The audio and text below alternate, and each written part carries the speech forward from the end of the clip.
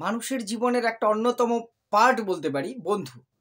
সেই বন্ধু বা বন্ধুত্বের যে সম্পর্ক, সেই বিশ্বাস, ভালোবাসা, ভরসা, পাশে থাকা সেটা কি দিন, দিন কমে আসছে? বন্ধুত্বের সম্পর্কগুলো এখন কি অনেক বেশি শুধুমাত্র দেখানো? ফেসবুকের মধ্যে আমার ২০০০-৫০০০ ফ্রেন্ড, সেই ফ্রেন্ড সার্কেলটাকে বন্ধু ভেবে বসে থেকে বাস্তব জীবনে বন্ধুর সংখ্যা কি কমছে? অথবা বন্ধুর সংখ্যা বাড়লেও সেই বন্ধুত্বের মধ্যে যে বন্ধন, সেটা কি দিন, দিন আলগা হচ্ছে? কেন হচ্ছে? কিভাবে এটা শুধরানো দরকার? ভিডিওটি শেষ পর্যন্ত দেখুন। এই বিষয় নিয়ে আজকে কয়েকটি কথা বলব। নমস্কার, আমি প্রাণ চক্রবর্তী। বিভিন্ন বিষয় নিয়ে আপনাদের সাথে প্রতিদিন কথা বলি। আমার অন্তত যেটা মনে হচ্ছে, বেশ কয়েকজন রিকোয়েস্টও করেছেন যে বন্ধুত্বের সেই আগে যে বন্ধুত্ব জিনিসটা ছিল এখন যেন অনেকটা শিথিল। সেই যে বন্ধুর সাথে খোলামেলা কথাবার্তা, প্রাণ খুলে আলাপ আলোচনা, এখন বন্ধুত্ব আছে, কোথায় যেন একটা ইগো কাজ করে। বন্ধুত্বের মধ্যে প্রথম শর্তই তো কোনো ইগো থাকবে না, সেটা কাজ করছে। কেন হচ্ছে?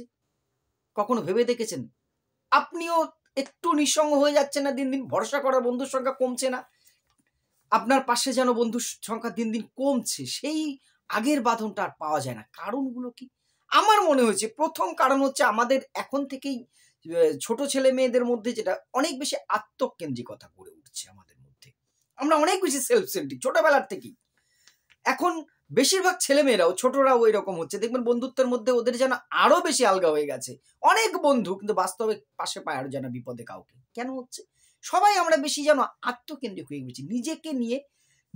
নিজেকে নিয়ে ভাবতে অভ্যস্ত। নিজের ভালোটাই শুধু ভাবছি। কিন্তু বন্ধুত্বের মধ্যে তো একটা অন্যতম শর্ত স্যাক্রিফাইস করতে হয়, তাই না? বন্ধুর জন্য কিছু করতে হয়। আমি কিছুই করব না, চেয়ে বসবো অনেক কিছু, এটা তো হতে পারে না। এইজন্য বোধহয় আমিও বন্ধুকে অতটা বেশি গুরুত্ব দিচ্ছি না। বন্ধুও আমাকে গুরুত্ব দিচ্ছে না। দিন, দিন যেন সেই কোর গ্রুপটা অনেক বেশি ছোট হয়ে যাচ্ছে। ফ্রেন্ড সার্কেলটাই যেন অনেকটা আর্টিফিশিয়াল হয়ে যাচ্ছে আমার মনে হয়। অনেক বেশি স্বার্থপরতার জন্য দায়ী। তারপরে ইগো এবং অহংকার।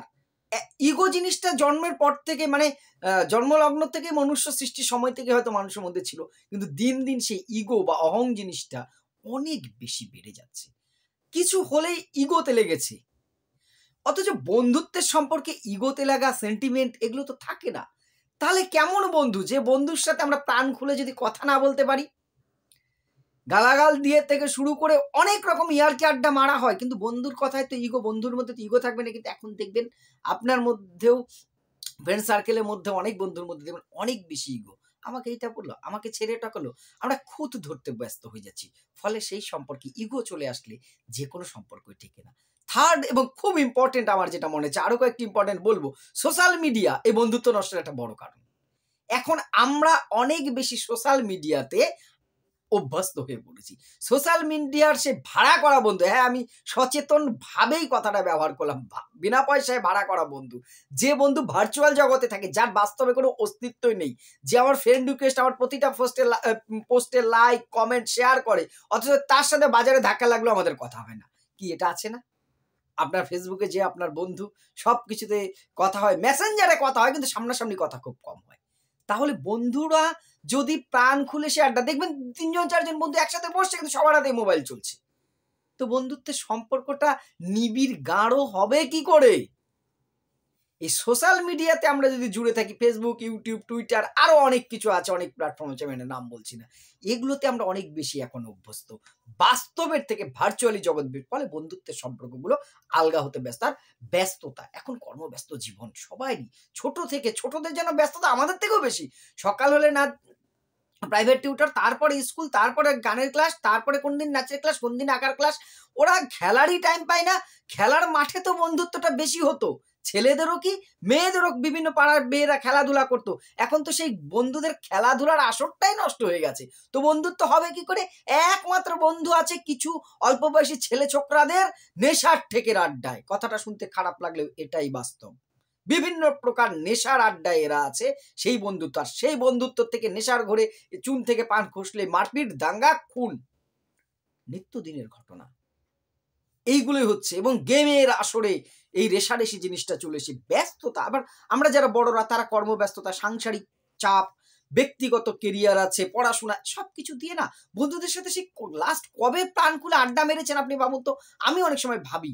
তবে আমার খুব সৌভাগ্য, একটা সার্কেলে রোজ একটু টাইম হলেও বসার সুযোগ পাই। কিন্তু অনেক বন্ধুই যারা কাজের সূত্রে বাইরে থাকে, আমি বাইরে থাকি, এইভাবে করে, করে কিন্তু সম্পর্কগুলো আলগা হয়ে যায়। সম্পর্কের সাথে যদি টাচ না থাকে সে সম্পর্ক তো আলগা হতে ব্যস্ত। এর ফলে কি হচ্ছে? যোগাযোগের অভাব হচ্ছে। আর তুই যেটা বলছিস যোগাযোগ না থাকলে সম্পর্ক তো একটু হলেই হবে। আর যেটা আরেকটা যেটা কারণ অনেক ক্ষেত্রে হচ্ছে হিংসা এবং প্রতিযোগিতায় বন্ধুদের মধ্যেও এখন না, এর জন্য আমি মনে করি আমাদের ফ্যামিলি এবং আমাদের যে পড়াশোনার সিস্টেম বা সমাজের সিস্টেমটা দায়ী। বন্ধুদের মধ্যে হিংসা, প্রতিযোগিতা আমাদের সময় থেকে আজীবন থেকে ছিল। প্রতিযোগিতাটাকে যখন আমার একমাত্র লক্ষ্য করে নেব তখন তো সে সম্পর্ক খারাপ হবে। আমাকে ফার্স্ট হতে হবে। আমার বন্ধু ফার্স্ট হলে আমি আর খুশি হচ্ছি না। অথচ আগে হতো ছেলেরা। কষ্ট একটু লাগতো ঠিকই। সেই 'থ্রি ইডিয়টস' সিনেমায় একটা ডায়ালগ আছে, খুব শেখার সেই ডায়ালগটা যে উম বন্ধু যখন ফেল করে খুব কষ্ট হয়। কিন্তু বন্ধু যদি ফার্স্ট হয় তার চেয়ে অনেক বেশি কষ্ট হয়। এই যে এই নোংরা প্রতিযোগিতা আমরা ছোটবেলার থেকে ছেলে-মেয়েদের মধ্যে ঢুকিয়ে দিচ্ছি। ফলে তাদের মধ্যে প্রতিযোগিতার থেকে জন্ম নেয় হিংসা। কি করে ওর ক্ষতি করা যাবে? ফলে স্বাভাবিকভাবে বন্ধুত্বগুলো বড় হয়ে ওই অভ্যাসটা থেকে যায়। কখন কাকে ল্যাং মারবো এর থেকে কিন্তু হয়ে যায়। আরেকটা কি? গোপনীয়তা ভঙ্গ। বন্ধুত্বের একটা অন্যতম শর্ত হচ্ছে গোপনীয়তা, সিক্রেট রক্ষা করা, তাই না? বন্ধুর কাছে এমন কোনো কথা নেই যা প্রাণ খুলে আমরা বলি না বা শুনি না। অনেক ক্ষেত্রেই দেখা যাচ্ছে এখন থেকে চুন থেকে পান কষলে অনেকে সেটাকে লিক করে দিচ্ছে। একটা অন্তত অলিখিত চুক্তি থাকতো। বন্ধুত্ব আমাদের নষ্ট হলেও তোমার যে গোপন কথাগুলো আমি জানি আমি কোনোদিন ফাঁস করব না, বা আমার কোনো গোপন কথা তুমি জানলে তুমি ফাঁস করবে না। এটা বন্ধুত্বের মধ্যে একটা অলিখিত চুক্তি ছিল, একটা আইন ছিল। এখন কিছু হলেই সোশ্যাল মিডিয়ায় পোস্ট, পাড়ার মানে ভাইরাল করে দেওয়ার একটা টেনডেন্সি। ইভেন বন্ধুরা, বন্ধুরা মিলে কোনো একটা বিশেষ গোপন কোনো বিষয় আছে, তারা হয়তো কোথাও একটা পার্টি করেছে বা কিছু, সেটা কেউ একজন গোপনে রেকর্ড করলো, সে বন্ধুদের মধ্যে সেটা নিজের ছবিটা দিল না, বাকিদেরগুলো সোশ্যাল মিডিয়ায় ভাইরাল করে দিল। এই যে গোপনীয়তা রক্ষা না করতে পারাটা বন্ধুত্ব খারাপ হওয়ার আমার মনে হয় একটা অন্যতম কারণ। আর যেগুলো অনেক ক্ষেত্রে আয়ের ব্যাপার। একটা ফ্রেন্ড সার্কেলের মধ্যে কেউ একজন হঠাৎ করে চাকুরি পেয়ে গেল বা কোনো কারণে আয়ের একটা পথ খুঁজে পেল, বাকিরা পেল না। যে হয়তো পেল সে এদের এভয়েড করছে। অনেক ক্ষেত্রে সে ভালো মন নিয়ে এদের সাথে মিশে, অন্যরা তাকে একটু এভয়েড করছে। বাবা ওর পয়সা হয়ে গেছে এখন, ও আমরা বেকার, ওর সাথে মিশবো না। অথচ যে আয় করছে সে তাদেরকে কিন্তু সে চোখে দেখতে চাইছে না। কিন্তু যেটুকু তার করতে হয় কর্তব্য বা তার ব্যস্ততার জীবনে এটা মেনে নিতে অনেক সময় সেই অন্য বন্ধুরা পারছে না। কখনো বা উল্টোটাও হচ্ছে, যে একটু আয় শিখে যাচ্ছে সে অন্যদের এভয়েড করছে। এর ফলেও কিন্তু বন্ধুত্বটা নষ্ট হয়ে যাচ্ছে। আর যেটা হচ্ছে নতুন, নতুন সম্পর্ক যখনই হয়, বন্ধুত্ব ভেঙে যায়, এটা স্বাভাবিক। যখনই একটা ফ্রেন্ড সার্কেলের মধ্যে কারোর একটা বয়ফ্রেন্ড বা গার্লফ্রেন্ড হয়ে গেল, তাকে অতিরিক্ত সময় দিয়ে বন্ধুদেরকে গুরুত্বই দিচ্ছে না। ফলে সে ওর কথা ছেড়ে দেয়। এই যে সম্পর্কটা, বা অনেক ক্ষেত্রে এটা বাস্তব হয়। একটা বেকার ছেলে যতটা সময় দিচ্ছে বন্ধুদেরকে, বিয়ে করলে তার সংসারিক চাপ বা পারিবারিক কোনো কারণে পরিবারের দায়িত্বটা তার উপরে যখন এসে পড়ছে, তখন সে হয়তো সে সময় দিতে পারছে না, সে বন্ধুত্ব থেকে ডিটাচ হয়ে যায়। একবার ডিটাচ হলে নতুন করে অ্যাটাচ হওয়াটা খুব কঠিন কাজ হয়ে যায় কিন্তু। এই বিষয়গুলোর সাথে, সাথে আরো কিছু বিষয় আছে। প্রেম প্রণয় ঘটিত ত্রিকোণ প্রেম, বিভিন্ন কারণ আমরা সোশ্যাল মিডিয়াতে দেখি, যার ফলে প্রচুর বন্ধুত্ব নষ্ট হচ্ছে, খুনোখুনি, হিংসা হচ্ছে। এইগুলো মনে হয় বন্ধুত্ব নষ্টের অন্যতম কারণ। এর প্রতিকারের জন্য কি, কি করব সেটা বলছি। তার আগে আমার একটা অনুরোধ, আপনাদেরও কি মনে হয় এই কারণে বন্ধুত্বগুলো নষ্ট হচ্ছে? এর বাইরে নিশ্চয়ই আরো অনেক কারণ আপনারা অনুধাবন করছে, সেগুলো কমেন্ট করে অবশ্যই জানাবেন। এবারে আসছি, এগুলো তাহলে শুধরানোর উপায় কি? এভাবেই চলবে? প্রথমেই বলি, বন্ধুর মধ্যে বিশ্বস্ত থাকা। একজন বিশ্বস্ত বন্ধু যথেষ্ট। ১০০ জন অবিশ্বস্ত, গোপনীয়তা ভঙ্গকারী, স্বার্থপর বন্ধু থাকার চেয়ে একজন ভালো বন্ধু যথেষ্ট। একজন ভালো বন্ধু যাতে ঠিক থাকে সেটা করার জন্য কি করা? প্রথম হচ্ছে নিয়মিত যোগাযোগ রক্ষা করা।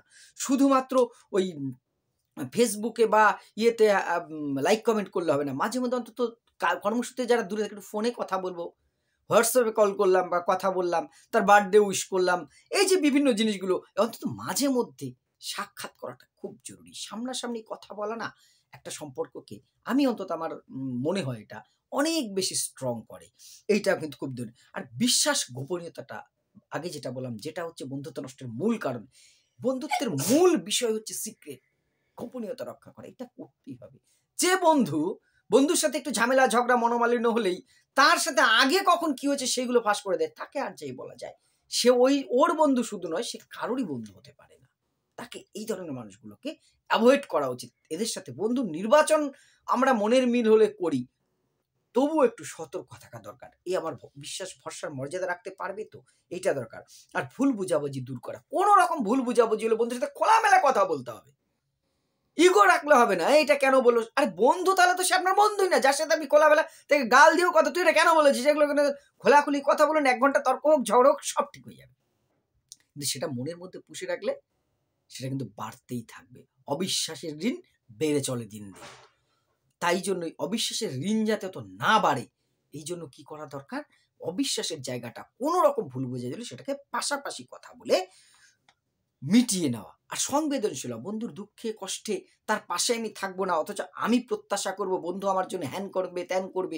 অতিরিক্ত প্রত্যাশা কারোর প্রতি না রাখা, বরঞ্চ নিজে করে দেখানো যে এইগুলো আমি করব। আর কি উপার্জনশীল যদিও আমি হই, তবু পুরনো বন্ধুদের ভুলে যেতে নেই। আবার কেউ বন্ধু উপার্জনশীল হয়েছে বলে তার প্রতি আমরা ইগো, এটাও কিন্তু হয়। মানে তাকেই যেন শত্রু হয়ে গেছে ও কাজ পেয়েছে বলে, এটা ভাবাও কিন্তু অন্যায়। পুরোনো দিনগুলোকে ভুলে যাওয়া কিন্তু খুব খারাপ। এটা অনেক ক্ষেত্রেই হয়। আমার মনে হয় বন্ধুত্বকে শুধু পুরোনো বন্ধুদের, দুর্দিনে যারা আমার সাথে ছিল, তাদেরকে ভোলা কখনোই উচিত না। একটু আর বন্ধুত্বের মাঝে মিথ্যে জিনিসটা চলে না। ছোটখাটো মিথ্যে তো বলতেই হয়, সেটা আলাদা বিষয়। সবাই বলে। কেউ যদি বলে আমি কোনটা বলে, আজকের যুগে যুধিষ্ঠির থাকলেও তিনি মিথ্যা হয়তো ২-১ টা বলতে বাধ্য হতেন। কিন্তু বন্ধুত্বের মধ্যে কোনো বড় বিষয় লুকানো উচিত না। গাল খাবো, ঝগড়া হবে, আবার ঠিক হয়ে যাবে। কিন্তু সেই মিথ্যেটা যদি সেই আমার বন্ধু অন্য কারো কাছ থেকে সত্যিটা জানে, তাহলে আমার প্রতি তার বিশ্বাসটা কিন্তু নষ্ট হয়ে যাবে। এইটা আমার মনে হয় একটু দেখা উচিত। আর বন্ধুর উপরে অতিরিক্ত প্রত্যাশা রাখা যাবে না, সেটা আমি আগেই বললাম। আর খোলামেলা আড্ডার দরকার। বন্ধুত্বের মাসে না, এই সোশ্যাল মিডিয়া থেকে না রেখে যখন বন্ধুদের সাথে আড্ডা মারবো, ফোনটা অফ রেখে একদম প্রাণ খুলে কথা বলা। তার ভুল, দোষ, ত্রুটি বন্ধুরাই তো আমার দোষ ত্রুটি সবার আগে তুলে ধরবে। অন্য লোক কেন ধরবে? আমাকে বকবে, ঝোঁকবে, আবার আমার বিপদে পাশে থাকবে। খোলামেলা আড্ডাটা বন্ধুদের সাথে, এই আড্ডাটা এখন প্রায় হারিয়ে যেতে বসেছে। এই জিনিসটা আমরা একটু মেইনটেইন করার যদি চেষ্টা করি, আমার মনে হয় বন্ধুত্বটা একটু, আর কোনো দুঃখ পেলে, বন্ধুর প্রতি অভিমান হলে ইগো জমিয়ে না রেখে সেটাকে তখনই ক্লোজ করে দেয় যত দ্রুত সম্ভব। আর কৃতজ্ঞতা সম্মানটা রাখতে হবে। আপনি এবার বলতে পারেন বন্ধুর প্রতি কৃতজ্ঞ। হ্যাঁ, যে বন্ধু আমার দুর্দিনে আমার পাশে ছিল, যে আমার দুর্দিনে আমাকে সাপোর্ট করেছে, তার প্রতি সারা জীবন একটা কৃতজ্ঞতা, মানে পা ছুঁয়ে প্রণাম করে কাঁধে জড়িয়ে নিয়ে ধরলে হয় না। আমার আচরণ ব্যবহারের প্রতি একটা, তার প্রতি কৃতজ্ঞতা সম্মানবোধটাও কিন্তু রাখতে হবে। এটা রাখলে বোধহয় সেই বন্ধু আমার প্রতি আরো বেশি দায়িত্বশীল হবে। জানি না কথাগুলো কতটা ঠিক মনে হলো। আমি আবারও বলছি, ১০০০টা বন্ধু থাকার চেয়ে একটা বিশ্বস্ত বন্ধুই যথেষ্ট। আর এই বন্ধুত্ব কিন্তু জীবনে পরিবারের থেকেও অনেক বড় হয়ে উঠতে পারে বন্ধু। তাই তাদের সাথে সম্পর্কটা টিকিয়ে রাখার দায়িত্ব সবারই। আপনাদের মতামত অবশ্যই কমেন্ট করে জানাবেন। ভালো লাগলে একটু শেয়ার করে পাশে থাকবেন। ধন্যবাদ।